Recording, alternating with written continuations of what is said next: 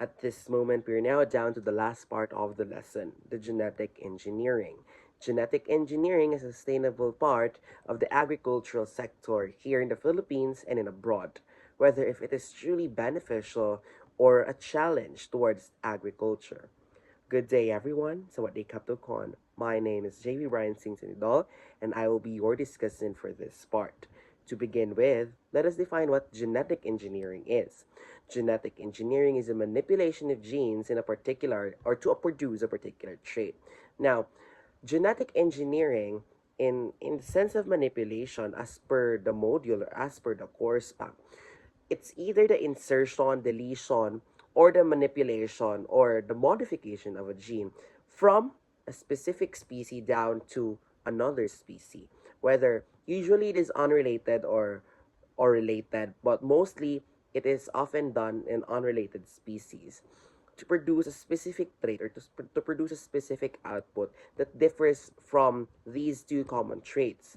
Now, according to the National Academies of Science, Engineering, and Medicine in 2016, and is also cited by Barnes et al. In 2019, that genetic modification or genetic engineering, also known as genetic modification, is it involves the insertion, the deletion, and the modification of the organism's DNA or ribonucleic acid or RNA or proteins to change its characteristics or traits. Now, just as what we have discussed earlier on the definition given by the course pack, genetic engineering focuses on either the deletion, insertion, or the modification of an organism's trait or an organism's gene, enable for us to change its characteristic to produce another trait or to produce another output. Now, to narrow down things in agriculture, genetic engineering in agriculture involves the modification of DNA towards the crops and livestock, enable for us to produce desirable traits or outcomes in the agricultural sector. Now, in the agricultural sector, we'd like to see positive changes, such as the increased crop yields, pest resistance, drought tolerance, and the nutritional value increase or the improvement of the nutritional value of these crop fields. Now, genetic engineering as a part of the advent of technology has truly revolutionized the farming industry, the farming practices, in a way that it has produced new solutions to global problems or to existing problems that has been thought of unresolvable in that specific sense. Now, genetic engineering in the advent of technology is a resolution or is a key for us to resolve these conflicts and create new solutions out from these fossilized issues. Now, let us delve deeper with the benefits of genetic engineering in agriculture.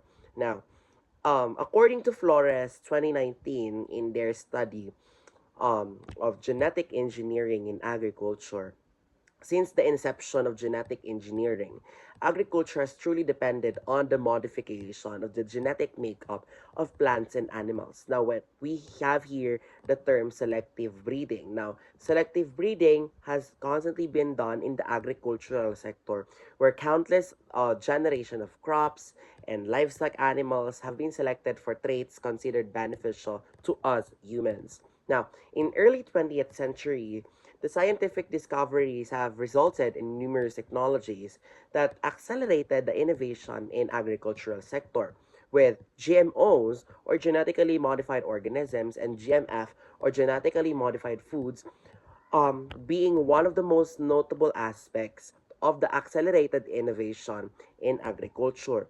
Now, to cite now the detailed benefits of genetic engineering in agriculture, to begin with, we have here the increased crop yield, where um, from the words itself, increased crop yield, we tend to produce higher yields of crops, no, helping to meet the global demands of food.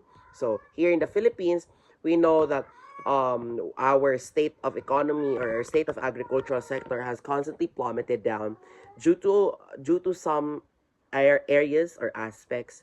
Now, through genetically modifying or genetically engineering these crops, we tend to produce higher yields of crops. We tend to produce higher yields of rice, of corn, and such. Enable for us not just to produce our own personal advantage in terms of crops, but also to contribute to the comparative advantage, no, of trading towards our neighboring countries and beyond. Now, next is the pest and disease resistance. Now we have different crops that are genetically modified, which examples are BT corn and BT cotton, which produce their own insecticides that reduces the need for the production and for the usage of more chemical pesticides. Now, these genetically modified organisms or foods do produce their personal insecticides out from the modification of a specific enzyme or a specific genetic imprint out from these organisms, which allows these organisms to produce their own insecticides. Now, next is the drought and climate resistance, where scientists develop crops that can thrive from extreme weather conditions, may it be too hot or too cold or too rainy. Now, here in the Philippines, we have these two areas that we have to observe the El Nino and La Nina, or excessive drought or excessive raining. Now, through genetic engineering, scientists have developed areas enable for us to continue the sense of agriculture as a sustainable step in climate vulnerable regions, just like the Philippines and other areas in Africa, in Asia, and in Asia Pacific. Now, enhanced nutritional content. We all know that foods have its nutritional content, but however, through genetically engineering the crops, we tend to produce higher nutritional content out from these crops, like the golden rice. Now, golden rice are engineered to contain higher levels of vitamin A, which compared to the normal rice, the white rice, the brown rice, they tend to have lower levels of vitamin A.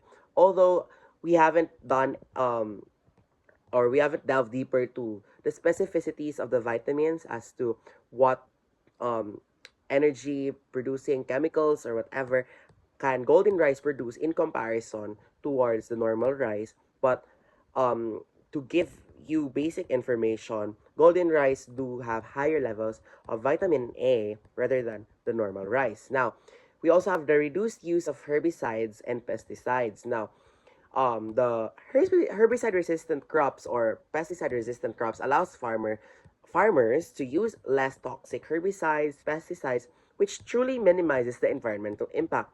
We have been taught constantly during elementary and high school to not or to lessen the use of pesticides and herbicides, as it may run down to different water streams, different water formations, which us humans do reuse waters because we only revolve on natural water resources.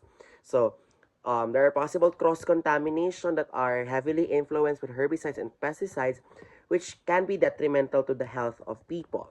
Now, let's go with the challenges of genetic engineering in agriculture. If we have the benefits, we also have its challenges. First is the environmental risks. So, since we have discussed earlier the lessened environmental risk, despite of it being lessened, risks are still areas that we have to observe. Now, environmental risks do are highlighted in challenges in genetic engineering, where it can potentially crossbreed with wild relatives, which can lead to unintended ecological crossbreeding or unintended ecological consequences.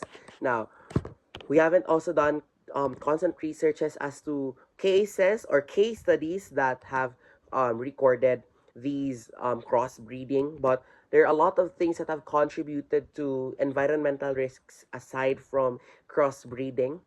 But with the example presented from the presentation, it truly is an aspect to ponder whether to pursue genetic engineering as a sustainable act to to foster agricultural sector. Next is the loss of biodiversity, where the widespread use of genetic engineering and genetically modified crops may reduce genetic diversity in plant species.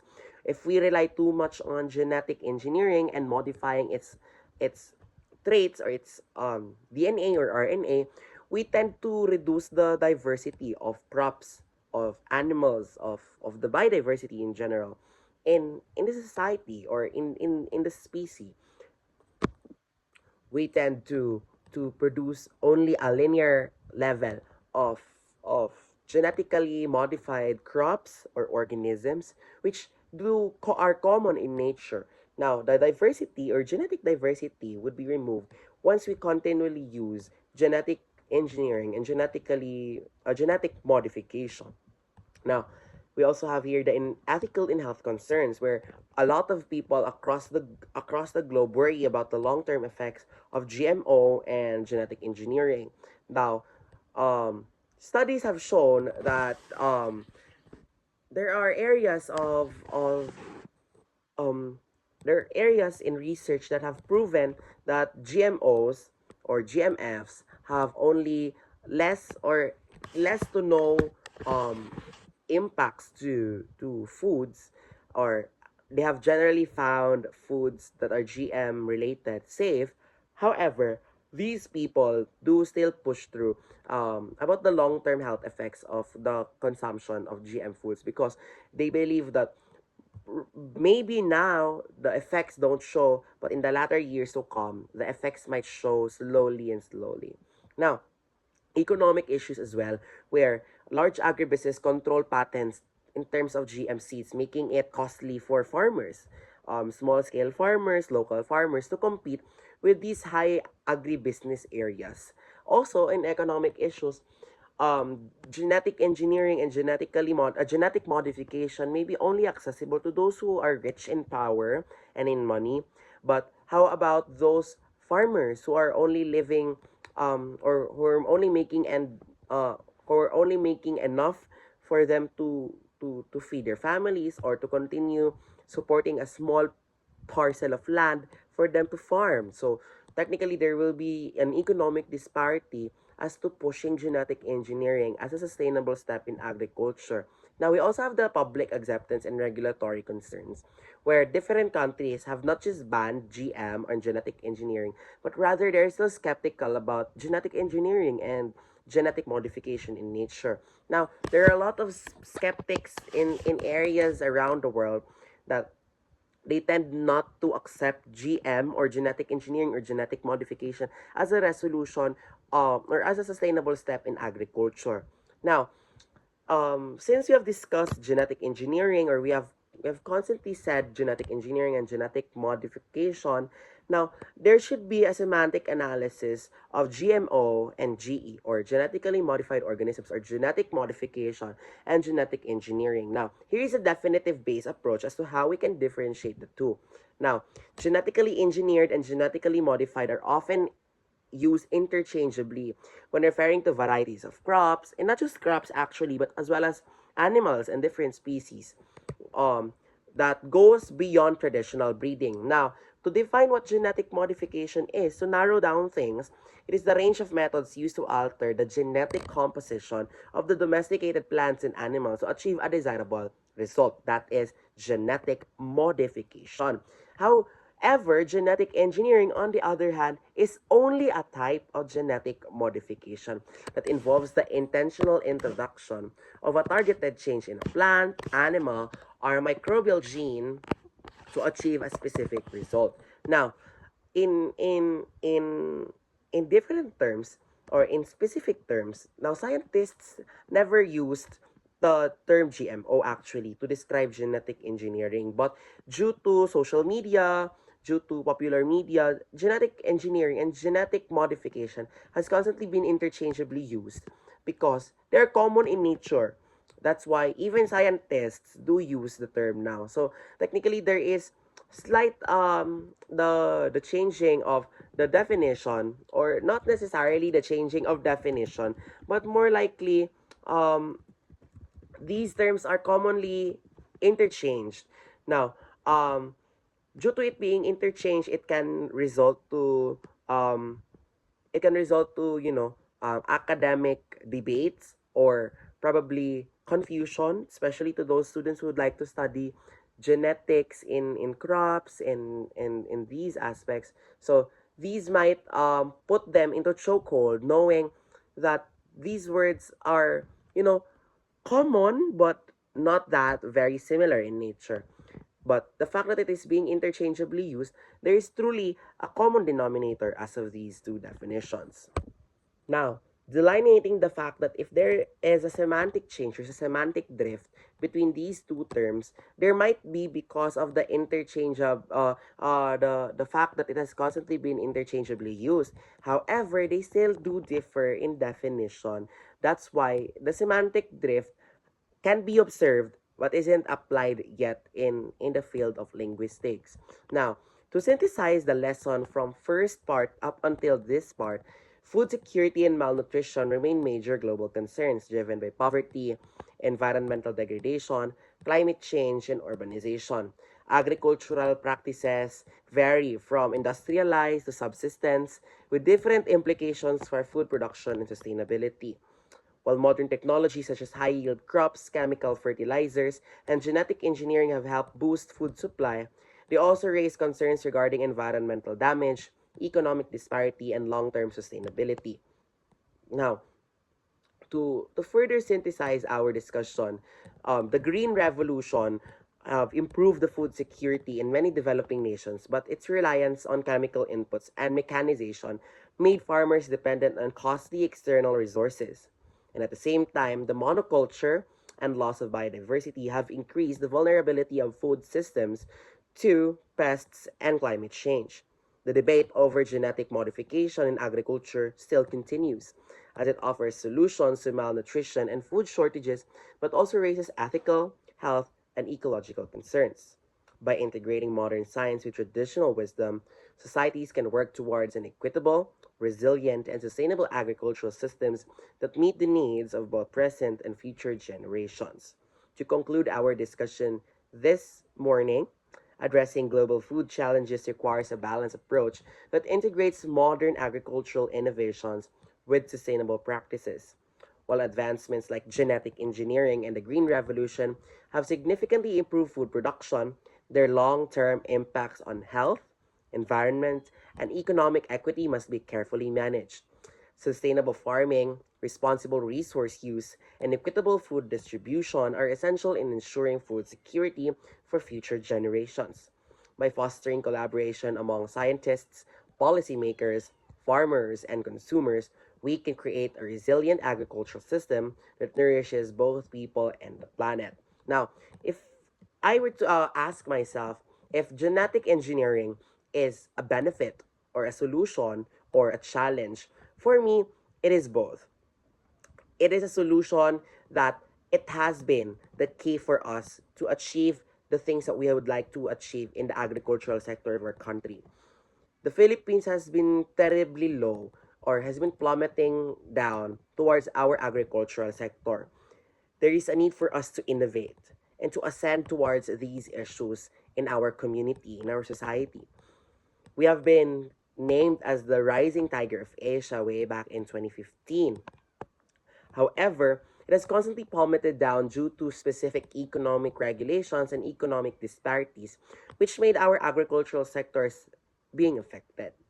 Therefore, genetic engineering is a sustainable step enable for us to achieve the things that we would like to achieve in terms of these problems to be resolved um, in a local aspect. We know that there is a gray area as to the Philippines before being the main producer of rice in Asia, now as one of the greatest importers of rice. Now, it is truly something to ponder on as well.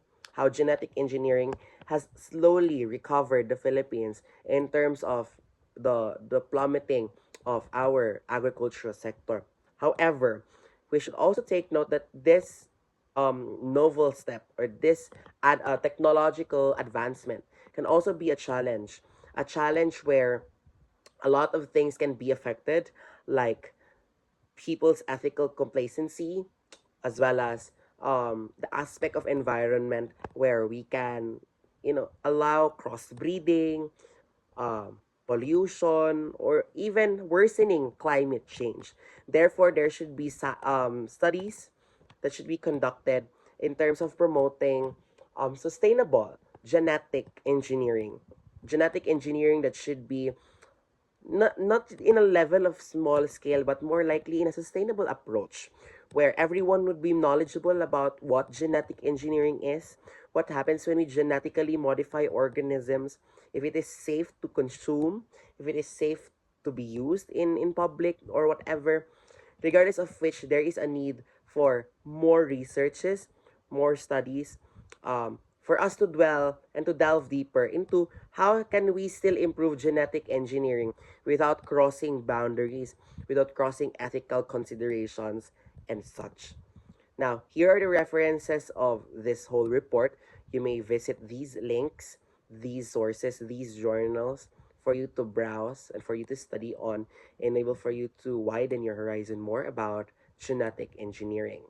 Thank you so much for listening. I hope that you've learned a lot from our lesson this morning. Once again, my name is JB Brian Singson-Idol, and on behalf of our group, maraming salamat po sa pakikinig. Thank you so much for listening. We hope that you've learned a lot from our video reports, and may God bless us all. Kapun ka.